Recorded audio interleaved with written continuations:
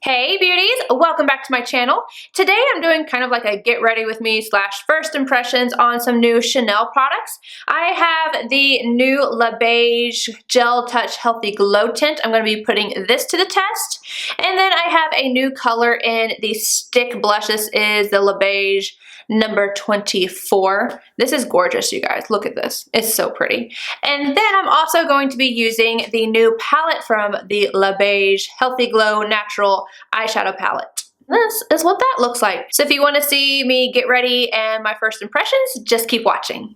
Alright, I'm going to start out with a new foundation from Chanel. This is the Beige Gel Touch Healthy Glow Tint. This is one of those compact foundations. You guys have seen them a million times. So it's got a sponge I'm not going to use up top. And then you open it up. It kind of has like this mesh here. It feels different than any other mesh I've ever touched. But I'm going to use a brush and a sponge. I used a brush. I like threw it on last night because you know you get too excited about your makeup and then you wash your face and you put makeup back on just because you want to try it. Or is that just me? I'm going to use my L'Oreal sponge. I'm just going to pop in here and I am using the shade 30. And this smells, oh my god, oh my god, oh my god. I use one of their moisturizers. It's the, it's a new one. It's the Micro Cream something from Hydra Beauty. And it smells just like that. And I want that in a perfume. It's not flowery. Oh my god, it smells so good.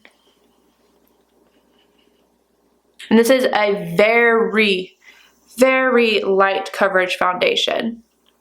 I'm going to try my brush. I don't know why I grabbed this, but last night I was like, hey, let me use this. This is the Marc Jacobs, the Face 2, and it worked really well for this foundation, so I'm going to see which one I like better.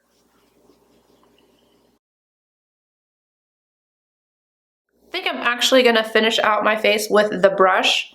I just like how I can kind of push it into the skin, and the foundation is already dewy, so I don't need that extra dew. I don't know, I like the brush, so I'm going to use the brush. Noticing as I put it on, it's like lighter and then it goes darker. So it oxidizes really quickly, kind of like the MAC waterproof foundation. If you guys saw this, I always put makeup right underneath my ear. Sorry, I know that looks weird. And it feels very cooling on my skin. It looks like skin.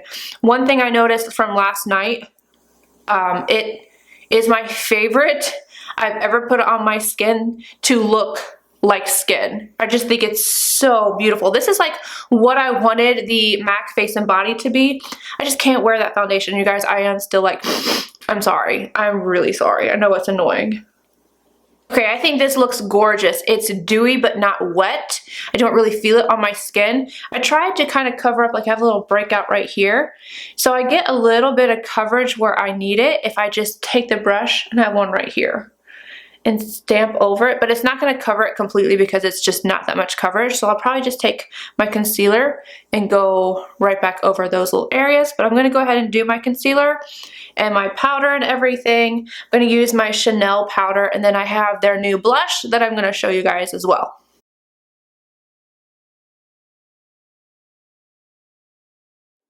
Alright, I use the Chanel Beige Healthy Glow Luminous Color in Medium Deep to bronze my face. And now I'm going to try this. I'm pretty excited about it. It kind of reminds me of the Nars Liquids. The blush, that is. I like spit it out.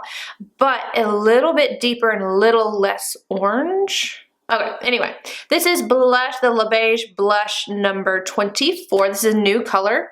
Do you see this? This is Mel written all over it. But I'm not going to put it on a brush or directly on my skin. I'm going to do it the same way that I do my liquids, and I'm going to pop it on my Beauty Blender Booty and put it on my face. I've never used this product on myself before, so I wasn't sure how much color was going to come off. This is beautiful. Absolutely gorgeous. If the liquid scared you, this would be a good option because it's a little bit more controllable. But I'm just blending it into my skin by pouncing the Beauty Blender Booty on my face. On the skin, this one definitely has more of like that pinky coral, whereas Luster from Nars definitely has a little bit, it's more of like that orangey coral. So they're not the same at all. I was concerned about them being the same, but if I can remember, I'll insert a swatch of them side by side so you can decide if you need it or not. We're going with Chanel today, so obviously we're going to do a Chanel highlight. This is the Plisse Lumiere. Anyway, you guys have seen how I destroyed this because I love it. I use it all the time. I'm using a Sigma fan brush and I'm just going to pop that. Oh, it's so good. Pop it on my cheeks. Probably more so like the high points of my face, not necessarily the cheeks. With this really natural makeup, like the foundation, this looks even more wet. Oh, it's gorgeous. Now I'm gonna go with my Sisley powder and buff as usual. Oh, yes. Give it to me. Oh my God. Look, that's perfection.